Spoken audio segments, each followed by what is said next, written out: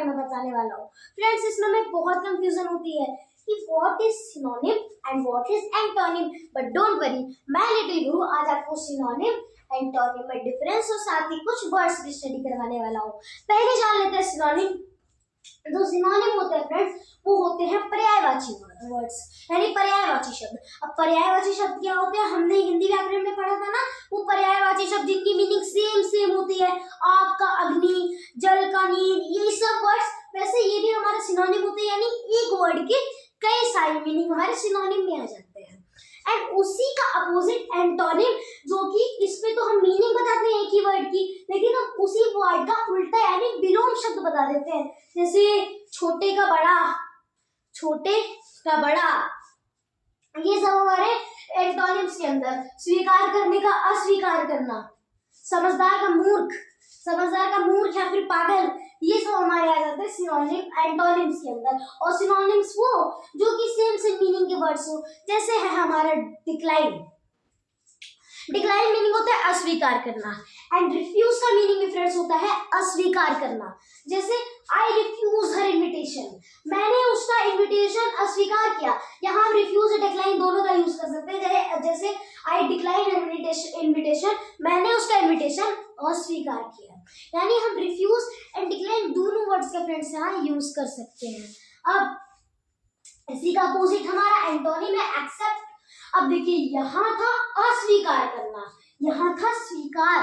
अब जैसे I accept your invitation, मैंने तुम्हारा इन्विटेशन स्वीकार किया, तो यहाँ अस्वीकार था बट यहाँ पे स्वीकार हो गया। सो हमारा ये हो गया एंटोनिम।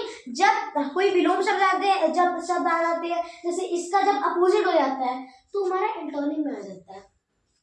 ये बार हो गया क्लियर। अब कमेंट, ये कमेंट, वो कमेंट वाला, इसके लास्ट में डी लगता है, ना कि टी, इसके लास्ट में हमारा डी लगता है। जैसे we praised her to her mom. अब इसका मीनिंग क्या है, इसका मीनिंग होता है तारीफ करना।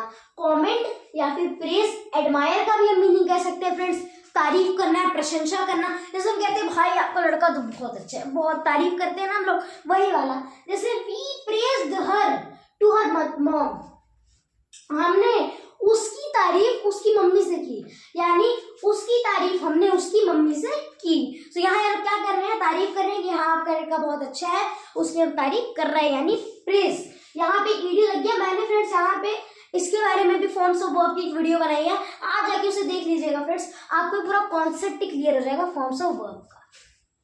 अब इसी का अपोजिट यानी हमारा एंटोनिम क्या होगा, क्रिटिसाइज। यहाँ तारीफ कर रहे थे दूसरे लोग आए सामने से, अब शिकायत करने लगे। यहाँ क्रिटिसाइज का मीनिंग होता है शिकायत करना। जैसे we criticise her to her mom, यानी हमने उसकी शिकायत उसकी मम्मी से की। अब वहां तो भाई तारीफ कर रहे थे, यहाँ शिकायत कर रहे थे, मम्मी भी कंफ्यूज हो जाएंगी कि उनकी माने कि इनकी माने। तो यहाँ क्रिटिसाइज का मीनिंग हो जाता है फ्रेंड्स, यानी हमारा तारीफ करने का हमारा एंटोनिम अपोजिट हो जाता है शिकायत करना, यानी क्रिटिसाइज। एक्सटिंक्ट या डाइड, यानी एक्सटिंक्ट या डाइड का मतलब होता है खत्म हो जाना, विलुप्त हो जाना। जैसे The dinosaur have been extinct to the earth, यानी अब डायनासोर इस धरती से विलुप्त हो चुके हैं। क्या अब तो हमें डरने की जरूरत नहीं, क्योंकि बहुत हजारों करोड़ों साल पहले डायनासोर रहते थे, जो कि एस्टेरॉइड गिरने की वजह से उनकी डेथ हो गई फ्रेंड्स। तो यही भी दिया गया है कि डायनासोर हमारी धरती से विलुप्त हो चुके हैं, खत्म हो चुके हैं, एक्सटिंक्ट हो चुके हैं। इसी का मीनिंग अलाइव, यानी वहां पे खत्म हो गए, विलुप्त हो गए, लेकिन यहाँ पे जिंदा है। जैसे the car is non living, it can't be alive, ये कार है, ये नॉन लिविंग है, इसमें जान नहीं है। हमने पढ़ा था ना छोटे बच्चे थे जब हम कि लिविंग मतलब होता है जीवित, नॉन लिविंग मतलब अजीवित, मतलब निर्जीव। तो यही यहाँ दिया गया है कि कार नॉन लिविंग थिंग है, वो जिंदा नहीं हो सकती। कहते हैं ना ये टॉय नॉन लिविंग थिंग है, सिर्फ खेलने के लिए, ये जिंदा नहीं हो सकता। तो ये हमारा यूज हो गया अलाइव, यानी जिसका मीनिंग होता है जिंदा, जीवित।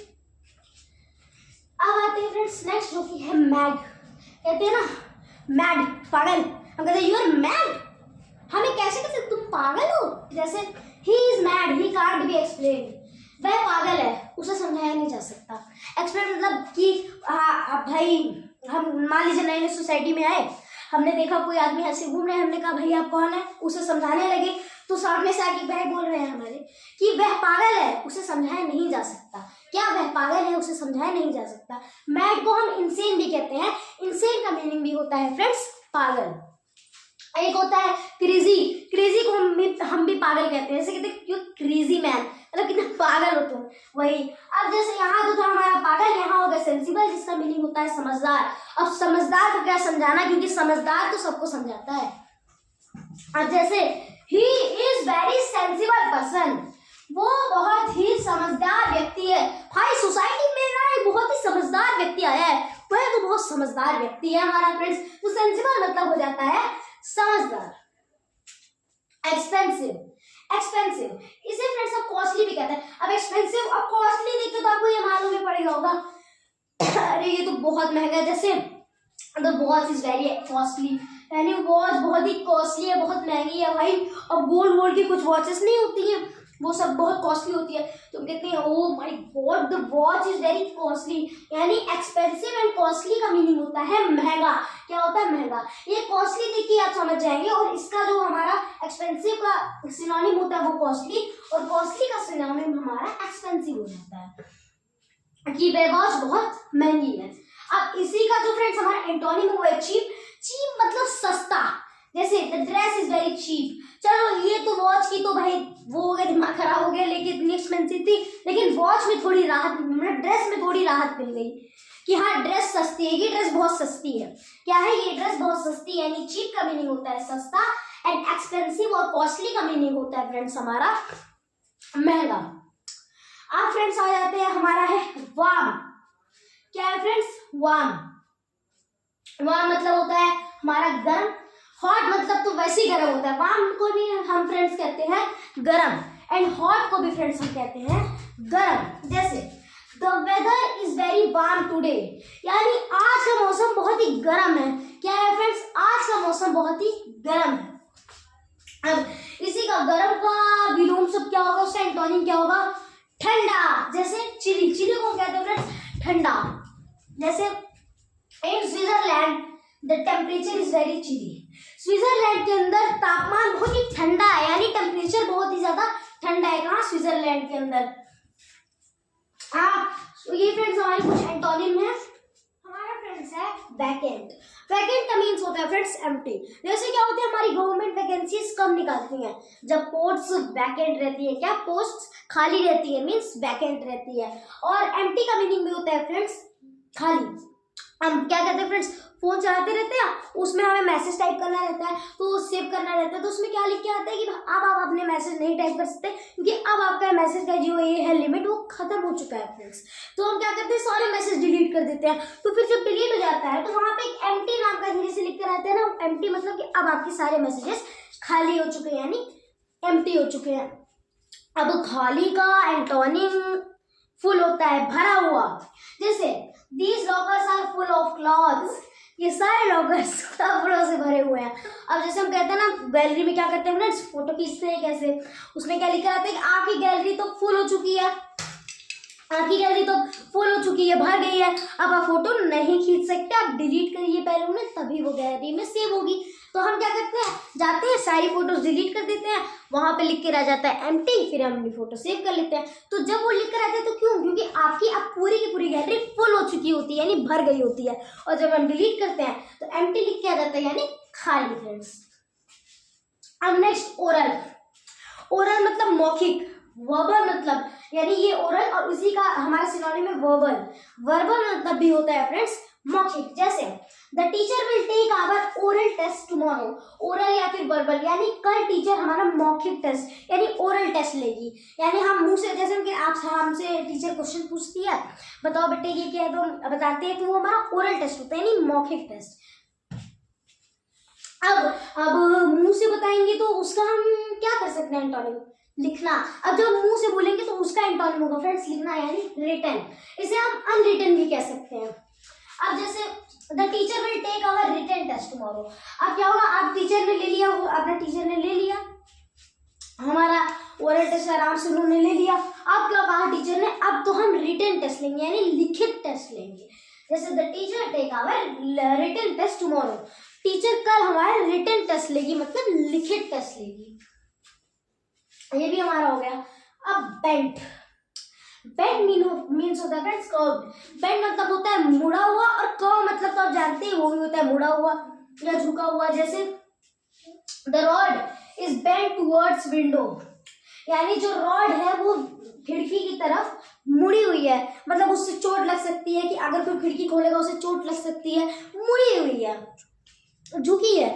तो यही हमारा हो जाएगा बेंट, यानी बेंट मतलब क्या होता है मुड़ना। अब जब बेंट मुड़ा होगा तो उसका एंटोनिम क्या हो सकता है?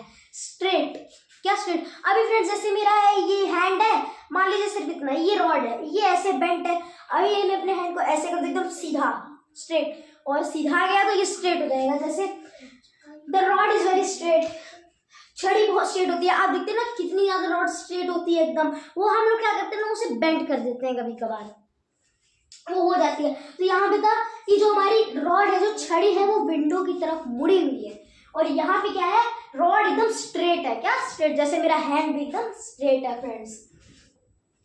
नेक्स्ट सैड, सैड मतलब होता है फ्रेंड्स उदास, एंड हैप्पी मतलब हैप्पी नहीं है तो उसका भी मीनिंग होता है उदास। जैसे I am very sad to your behaviour, मैं तुम्हारे बिहेवियर से बहुत उदास हूँ, मतलब मुझे तुम्हारे बिहेवियर बिल्कुल अच्छा नहीं लगा, मैं तुम्हारे बिहेवियर से बहुत सैड हूँ, बहुत उदास हूँ। अनहैप्पी हूँ। अब उदास तो उस लड़के ने क्या किया, फिर अपने आप को चेंज किया तो वो हैप्पी में हो गया, और हैप्पी मतलब खुश। अब यहाँ क्या होगा, हो गया I am very happy to your behaviour, मैं तुम्हारे बिहेवियर से बहुत खुश हूँ, हैप्पी हूँ। यहाँ पे क्या हो गया, हमारा ये जो लड़का था इसने अपने आप में चेंजेस किए, और यहाँ पे हमारा हैप्पी हो गया और लड़का अच्छा बन गया फ्रेंड्स।